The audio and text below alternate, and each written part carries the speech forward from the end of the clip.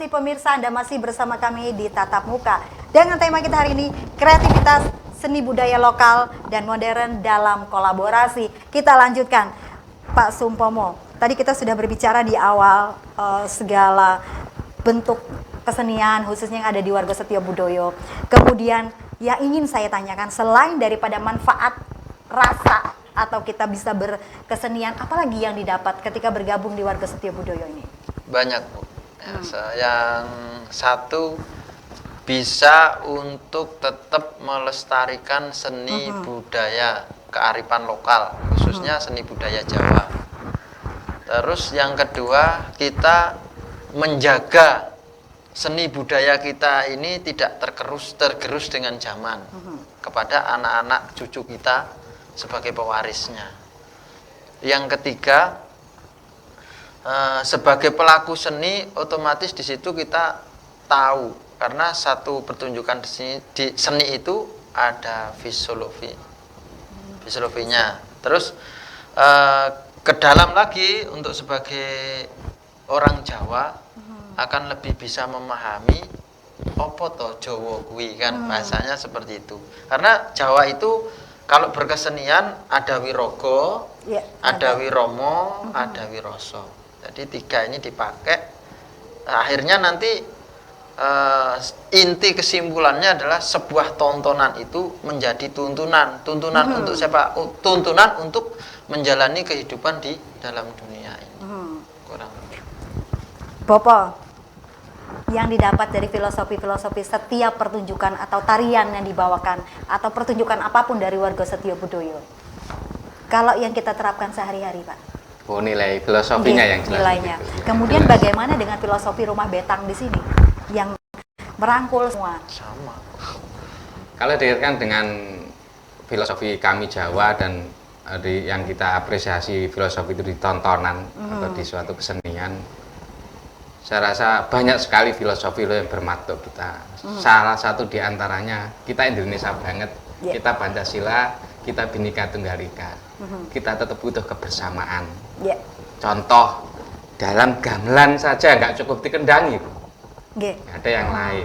Setelah gamelan jangkep, lengkap, oh ya rane sing joget, ya rane sing nonton, Bu. Nah, orang sing nembang. Nah, karena sing Indian ya kurang sreg. Makanya di sini filosofinya, kalau Ibu bilang tadi ada coro, ada rasa, kalau disempitkan dia menjadi dua ada. Kita jangan sampai kehilangan cara untuk kita bisa menjaga rasa. Jangan sampai kalah biar zaman-zaman sekarang. Ora atik rasa babar blas nggih, Pak. Lah terus piye wong urip ganti rasa. Babar blas. Nah, ini padahal terus apa hidup kita kalau rasa aja ganti rasa rumangsa. Nanti ditanya kasih garam katanya pedes. Kalau malu uripe ngawur aku. Di situ. Jadi banyak filosofi yang kalau dibilang tadi cara dan rasa. Inilah cara kami seniman atau seniman Jawa supaya pelaku seni tidak kehilangan rasa. Bagaimana kita gali sama-sama, kita pelajari sama-sama, kita sesuaikan dengan background basic mereka masing-masing. Mungkin salah satu anggota dari Islam, dari Nasrani, mungkin dari kalau ngomongin suku-suku Jawa, Jawa Barat, Jawa Timur, terus kalau kita Kalimantan, Dayak, kita bisa temukan di situ semua. Karena hakikatnya kita semua kan manusia. Tapi di sini memakai rasa, tapi bukan baperan nggih, Pak. Kok sithik-sithik baper bawa perasaan. Aduh, rumongsane kegedean nggih, Pak. Itu makanya di situ juga ada tantangan-tantangan yang memang harus diselesaikan, dipikul supaya tetap eksis, tetap sukses menyampaikan tuntunan. Kita temukan filosofi yang bisa diterima dengan bahasa modern. Tidak selalu dengan bahasa pejangan, dengan bahasa ayat, tapi dengan bahasa gaul pun bisa. Mendidik anak didik kita supaya bisa menemukan filosofi dalam rasa, dalam dirinya. Gitu. Kemudian, ketika seperti di awal tadi saya tanyakan, ketika kita mau menampilkan sebuah tarian atau sebuah kesenian, orang-orang si pelaku ini kan harus mengetahui dulu, Pak. Nggak asal bergerak, tidak asal pokoknya tampil. Terus ketok apik ngono. Berarti kan dia sebelumnya harus mengetahui dulu. Ya, yang jelas begini. Makanya dari yang ada coro. Ya memang dari caranya menari bagaimana, caranya bertata busana bagaimana. Kalau yang diwayangnya, kalau yang yogonya juga begitu. Dari tata caranya untuk tekniknya, cara teknisinya kan cara itu. supaya bisa tembus rasa, sehingga yang mendengarkan, yang menonton itu terbawa ke dalam rasa. Sehingga kenapa? Begitu kita menyajikan suatu penampilan ada nilai kesakralannya, mereka bisa tersentuh rasanya. Jadi bisa diterima luar dalam gitu. Jadi nggak aja sekedar yang tonton, oh begini toh, ternyata begini dalamnya rasa kami. Sehingga bisa lebih mencintai diri sendiri, mencintai keluarga, akhirnya mencintai kita kan Indonesia banget, lebih mencintai Pancasila jelasnya. Kemudian ketika melakukan suatu pertunjukan, bagaimana penyampaian pesan ini sehingga bisa diterima di masyarakat lokal, khususnya di Bumi Tambun Bunga dan Palangkaraya tentunya. Kalau misalnya menggunakan bahasa Jawa, kami misalnya yang orang lokal kan mungkin agak kesulitan untuk memahami. Pripun Pak, piye corone? Kalau Tanpa itu, menghilangkan pakem tadi. Kalau itu sudah mulai ada terbuka di sini, makanya dari kami sih warga Setio Budaya sesepuhnya bukan hanya orang Jawa. Yang duduk di Kasepuan ada saudara kami yang dari pribumi. Mereka juga menggunakan cara-cara ritual pribumi Kalimantan. Kita bisa sambung, kita sering ngopi bareng, cuman beda bahasa, apa maksud dan pengertiannya kembali sama saja. Pernah tidak ada keinginan atau suatu kolaborasi kesenian Kalimantan Tengah khususnya dengan Jawa, seperti kemarin saya pernah membaca keinginan dari salah satu TNI atau Polri, saya lupa, mereka ingin itu supaya ditonjolkan jadi kolaborasi, jadi sebuah pertunjukan. Kalau itu mohon maaf izin saya yang jawab nih. Oke, monggo silakan. Jadi kalau untuk kolaborasi di Kalimantan Tengah seperti yang Ibu tanyakan itu, kami lagi mempersiapkan nih. Kemarin ada rapat di Dinas Pariwisata Provinsi dengan Bapak Guntur Talajan dan pengelola Taman Budaya Bapak Sunarji kalau nggak salah. Itu kita dalam rangka hari ulang tahun Kalimantan Tengah Palangkaraya, itu nanti akan ada event yang sifatnya kolaborasi untuk Nusantara yang ada di Kalimantan Tengah untuk seninya. Itu kemarin dihadiri sama Dewan Kesenian Daerah, terus ada Bang Beni juga, terus saya lupa nanti akan ada pertunjukan dan ini lagi dalam penyusunan rencana, tapi sudah rapat. Susah tidak Pak gabungkan yang seperti ini? Sebenarnya dari beberapa kebudayaan, beberapa pemikiran, pakemnya beda, piye janek ketemu nang panggung. Ya sebenarnya ya kalau dibilang susah ya susah Bu. Tapi bagaimana dari seniman itu sendiri untuk menyatu padukan dengan seni lain, itu yang menjadikan gampang, tidak susah. Satu contoh mungkin sabetane Jawa bagaimana, terus untuk pembukaan tari kan untuk sabetannya dari ciri khas Dayaknya bagaimana, nah itu nanti bisa dirangkum jadi satu dengan satu musik saja. Yang namanya kolaborasi ini kan satu musik saja, cuman tempo ketukannya dengan suara, alunan suaranya itu akan berbeda dengan seperti biasanya. Memang seni adalah bahasa yang universal. Kemudian ini kan dari berbeda-beda ini Pak, bagaimana dia bisa menjadi satu, berkolaborasi dengan karakter seni yang beda-beda juga. Bagaimana dari warga Setio Budaya sendiri sehingga kesenian dari teman-teman ini bisa diterima dengan baik? Pasti kan nggak coro. Kalau dari warga Setio Budaya sendiri pertama selalu mendukung apa yang menjadi program pemerintah dari Dinas Pariwisata. Tujuannya untuk mengembangkan seni, pertama yang karena ini pribumi yang dijunjung ada falsafah rumah betang, di mana bumi dibijak, di situ langit dijunjung. Dan di rumah betang itu sendiri kan kalau untuk seni budayanya bukan hampir ya, sama dengan kita seni budaya Dayak dari Jawanya gitu.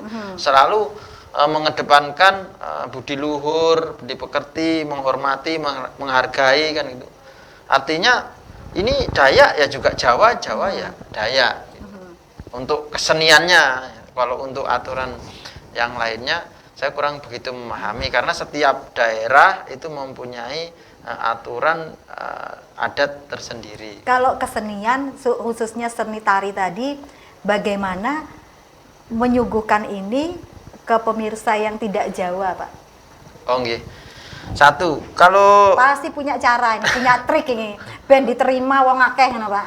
nggih, jadi sebelum itu kan kita sampaikan bahwa kalau untuk seni tari ini kan penyampaiannya dari MC, Bu. Kalau Oke. bahasa dari seni pelaku seninya sendiri, mereka yang menonton ini biasa memahami dari bahasa gerak, Oke. bahasa tubuh. Mhm. Oh ini seperti ini gerakannya, berarti ini menggambarkan kasih sayang, lagi kemesraan. Oh ini lagi sedih. Nah, gerakan-gerakan seperti itulah mereka secara otomatis itu para penonton pemirsa itu memahami apabila sang penari ini penjiwaannya memang benar-benar mengena atau masuk. Berapa lama? Kalau Pak Bopo, berapa lama seseorang itu bisa benar-benar seperti Bapak Ketua tadi bilang, dia menjiwai.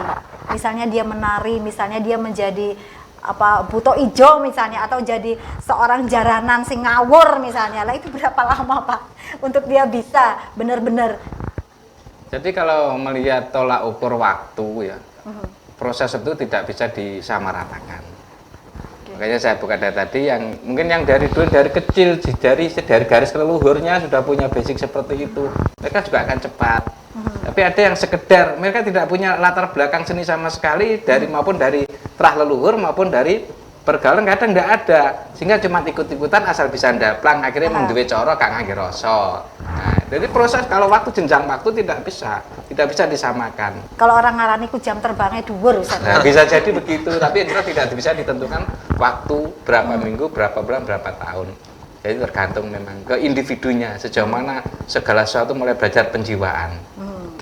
Itu tidak bisa. Kalau dari sepuhnya sendiri, bagaimana Pak melihat sekarang ini seperti tadi kita perbincangan sebelumnya, terpaan media kan sangat gencar sekali. Dari sepuh ini pasti punya, saya tanyakan juga, pasti punya coro ben bocah-bocah ini atau generasi sekarang itu mau gak gadget bendino. Kapan mereka harus latihan? Kan gak gampang Pak, nih latihan kan kalau jaran goyang aja kuda-kuda harus bagus, fisik harus bagus. Itu gimana Pak Bobo? Itu kan termasuk tantangan sebagai orang tua kepada anak didik, dari kedisiplinan yang disampaikan Bapak Ketua, kedisiplinan, kapan waktunya, terus ngerti tanggung jawab. Ya intinya nanti akan ke situ. Jadi filosofi yang terkandung di dalam seni supaya mereka bisa menemukan, paling tidak kita bisa menyampaikan supaya mereka ngerti tanggung jawab pribadi. Jadi misalkan ada terpaan-terpaan dari dunia luar, kita bisa menunjukkan ini loh jarannya tidak seburuk yang beliau duga. Jaran itu sebenarnya seperti ini.